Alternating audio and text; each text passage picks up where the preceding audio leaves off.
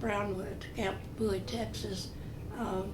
We arrived kind of late, and we went over to the officers club to have a little supper. And some of the other nurses came in to welcome us, and they said, "Oh, would y'all like to go to a dance tomorrow night?" And of course, ooh, sure, we'd like to. So they said, "Well, there's one out at the Brownwood Country Club, and the fellas are the 13th Armored Division is celebrating some situation, and they really they didn't know anybody down there. They'd really like to have y'all come." So we said, okay. So we, I don't know how many, but a bunch said yes, we'd go. And the other nurse said, "Well, we'll be at your barracks at 6:30 tomorrow evening to pick you up." So here they came, and the next day, and we were in a barracks, or just ordinary barracks like everybody lived in, and there were steps up the side to come in the door. And I had gone to the PX with a friend, and we were the last two out. So as we stepped out, a man, a first lieutenant I believe it was, came over and said, "Oh boy, I'll take this one." And I didn't exactly like the way he smelled. I think he'd been drinking beer. And beer, I still don't like beer. And so I kind of backed off, and about that time a tall, dark, and handsome young man walked over. And this man, the first one was Monday. His name was Monday. And the one that stood over there was named Morrison. And he said, "Oh no, Monday, I'll take this one." And I kind of cuddled over to him because I'd a lot rather from the looks. So I spent the evening with him at the dance. And so we were coming back probably around 12 o'clock, and we stopped in Brownwood because everybody was hungry. But I was with him and his Jeep driver, just the two of us. So we went in this restaurant. Like I say, it was late, about midnight.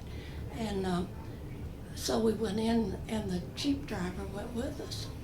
And he was white, from North Carolina. And the waitress said, "Well, I can serve you 2 officers, but we can't serve an enlisted man after midnight." And oh, my husband couldn't believe that. He said, "What?" And she repeated. He said, "You mean you can't serve him?" "No." So he said, "Well, could I order 3 steaks and we'll go out on the curb and eat it?" "Yeah." I said, "That's okay." So that's what we did. Went out on the curb and had our steaks. So we went back to the barracks, and of course went ahead and with our routine, and this Lieutenant Morrison wanted to see me again. "You want me to be real personal?" He told me that he loved me, and I laughed at him, and I said, "That's crazy, you don't even know me." And he said, "Oh, I do, I can tell I love you." And I said, "Good, thank you, I like you too."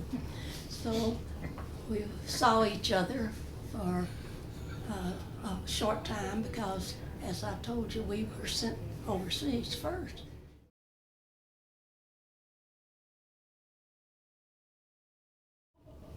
We were there just a short time, and somebody came to us as we were checking in our little tent, our barracks, and somebody said, guess who's here?" Well, we didn't know. "Who?" "The 13th Armored's here." They're camped right over close by here. Well, see, I wasn't the only one that had met some of the 13th Armored. And so they said, "Yeah, they're close by, and they'll probably be over." This was late at night. And so anyway, we were up the next day, and the next afternoon, sure enough, Walt came over. That was the Lieutenant Morrison I'd met. We couldn't believe it, but there we were, and neither one of us had any idea where we were going or what. So we were just there a very short time.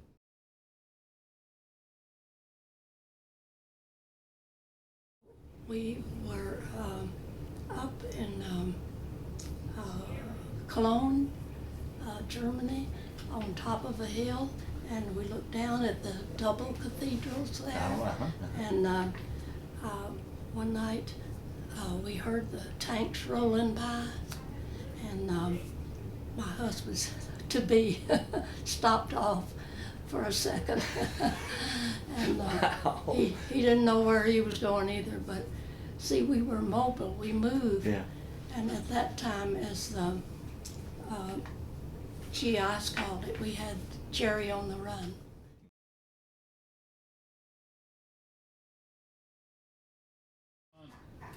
So at this point now, so the war is over, and you're returning back to the States. And my husband wanted to get married. I mean, he wouldn't do that. I had a friend. You had a little trouble. We went down to the ship and started boarding, and the captain was there. He said, "You mean evacuation hospitals have nurses, female nurses?" "Yeah, I do." We were never up to par. We were supposed to have 40, but we didn't ever have it. "Well, I'm sorry. This ship doesn't have any facilities for women, so they'll just have to wait." So that was pretty disappointing. Oh. My husband came on, and that was... Oh, you would have been on the same ship if. Uh-huh. Oh. Yeah, sure would have. But he was, that was USS General Black, and so they came on home, and I told him I would never marry him till the war was over. Well, after VE Day, he said, "The war's over, the war's over." I know it didn't. I said, "No, we're still at war." And they tell us we're going to Japan. So he said, would you meet me in the States somewhere? Getting on the ship. Yes, yes. Okay, call me when you get home. Okay. I had no idea when that would be. Well, it was about 2 weeks. We waited, and a little ship came along that was USS General Bliss. And so they had facilities for female nurses, and we boarded that ship.